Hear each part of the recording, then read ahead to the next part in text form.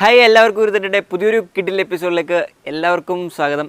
അപ്പോൾ ഇന്ന് നമ്മൾ എടുക്കാൻ പോകുന്ന വീഡിയോ എന്താണെന്ന് അറിയുന്നതിന് മുമ്പ് നിങ്ങൾ ആദ്യമായിട്ടാണ് ചാനൽ കാണുന്നെങ്കിൽ ഒന്ന് സബ്സ്ക്രൈബ് ചെയ്തേക്കുക. തൊട്ടടുത്തുള്ള ബെല്ലൈക്കൺ എനേബിൾ ചെയ്താൽ നമ്മൾ അപ്ലോഡ് ചെയ്യുന്ന പുതിയ കിഡിലെ വീഡിയോസുകൾ നിങ്ങൾക്ക് അപ്പോൾ തന്നെ നോട്ടിഫിക്കേഷൻ ലഭിക്കുന്നതായിരിക്കും. അപ്പോൾ നമുക്ക് വീഡിയോയിലോട്ട് പോകാം.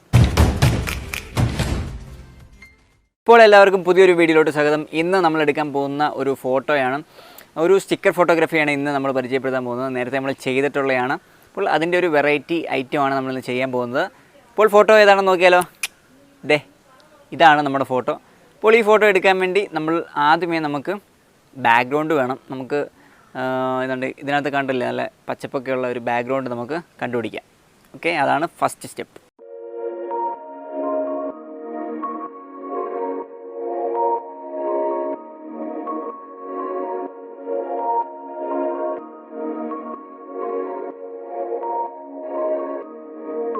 അപ്പോൾ നമ്മൾ ബാക്ക്ഗ്രൗണ്ട് കണ്ടുപിടിച്ചു. ഇനി അതിനകത്ത് വെക്കുന്ന ഫോട്ടോ എങ്ങനെയാണ്? അപ്പം ഒരുപാട് പേര് വന്ന് ചോദിക്കുന്നുണ്ട്, ആ ഫോട്ടോ തരുമോ, എവിടെ നിന്നാണ് ആ ഫോട്ടോ എന്നൊക്കെ ഉള്ളത്.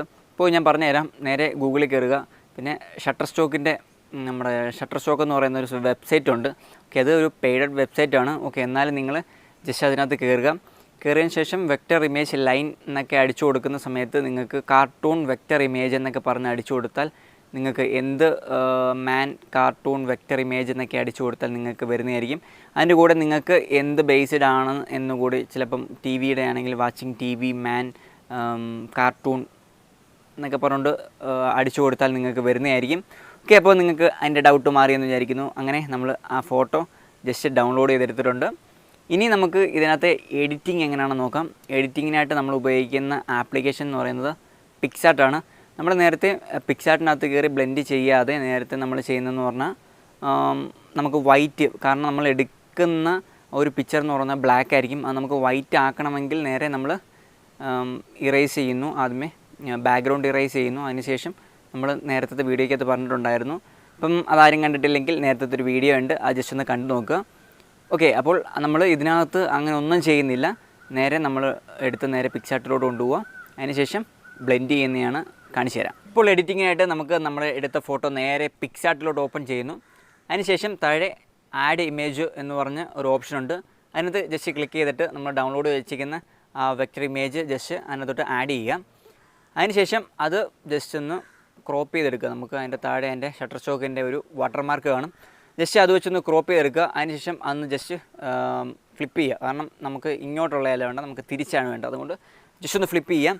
അതിനുശേഷം നേരെ താഴെ കാണുമ്പോൾ അവിടെ ഒരു ബ്ലെൻഡ് എന്ന് പറയുന്ന ഓപ്ഷൻ ഉണ്ട്. ഓക്കെ, അതിനകത്ത് ക്ലിക്ക് ചെയ്തതിന് ശേഷം ജസ്റ്റ് ഇങ്ങോട്ട് മാറ്റി നോക്കുക. അപ്പോൾ നിങ്ങൾക്ക് ആ ഒരു ഫോട്ടോയ്ക്കകത്ത് ബാക്ക്ഗ്രൗണ്ട് എല്ലാം മാറിയിട്ട് എന്ന് പറഞ്ഞാൽ ആ വൈറ്റ് എല്ലാം മാറിയിട്ട് കറക്റ്റ് നമുക്ക് അതിനകത്തോട്ട് ചേർന്നിരിക്കും. പിന്നെ ജസ്റ്റ് സൂം ചെയ്ത് നോക്കുന്ന സമയത്ത് അതിനകത്ത് ജസ്റ്റ് കുറേ വരകളൊക്കെ ഉണ്ട്. അത് ജസ്റ്റ് നേരെ മുകളിലത്തെ ഒരു ഇറേസറിൻ്റെ ചിഹ്നമുണ്ട്. ജസ്റ്റ് അതെടുക്കുക. അതിനുശേഷം അതിൻ്റെ ഹാർഡ്നെസ് ഒന്ന് കുറച്ചതിന് ശേഷം ജസ്റ്റ് ഒന്ന് മായ്ച്ച് കളയുക. അത്രയേ ഉള്ളൂ കാര്യം. ഓക്കെ, നമ്മൾ അതെല്ലാം സെറ്റ് ചെയ്ത് കഴിഞ്ഞു. അതിനുശേഷം ജസ്റ്റ് ആ ഒരു സൈഡിലത്തെ കിളി ഉണ്ടല്ലോ, ആ കിളിയെ ഒന്ന് മായ്ച്ച് കളയുക. ആ കിളി നമുക്ക് വേണ്ട അതിനകത്ത്. ഓക്കെ, അതിനുശേഷം വീണ്ടും ആഡ് ഇമേജ് കൊടുക്കുക. അതിനുശേഷം വീണ്ടും നമ്മൾ എടുത്തിരിക്കുന്ന അതേ ഫോട്ടോ, സെയിം ഫോട്ടോ തന്നെ എടുക്കുക. എന്നിട്ട് അത് ക്രോപ്പ് ചെയ്യുന്ന സമയത്ത് നമുക്ക് ഇനിയും ആ ക്യാമറയുടെ ഫോട്ടോ ഒന്നും വേണ്ട, നമുക്ക് ആ കിളിയെ മാത്രം മതി. ഓക്കെ, അതിനുശേഷം അതൊന്ന് ക്രോപ്പ് ചെയ്തെടുക്കുക. ഓക്കെ, അത്രയും കഴിഞ്ഞു. അതിനുശേഷം നേരത്തെ ചെയ്ത പോലെ തന്നെ ഒന്ന് ഫ്ലിപ്പ് ചെയ്യുക. ജസ്റ്റ് അത് ഒന്ന് മാറ്റി വെക്കുക. അതിനുശേഷം ആ ഫോട്ടോയെ ഒന്ന് സൂം ചെയ്ത് നോക്കുക. അതിൻ്റെ താഴെയുള്ള ആ പുല്ല് പോലെയൊക്കെ ഇരിക്കുന്ന സാധനങ്ങളൊക്കെ ജസ്റ്റ് ഒന്ന് മായ്ച്ച് കളയുക. ഓക്കെ, അതിനുശേഷം മേളി ഒന്ന് ടിക്ക് കൊടുത്തേക്കുക. അപ്പോൾ നമ്മുടെ ഫോട്ടോ എല്ലാം ഏകദേശം ഓക്കെ ആയി കഴിഞ്ഞു. ഇനി നമുക്ക് ഫോട്ടോ എങ്ങനെയുണ്ടെന്ന് നോക്കാം.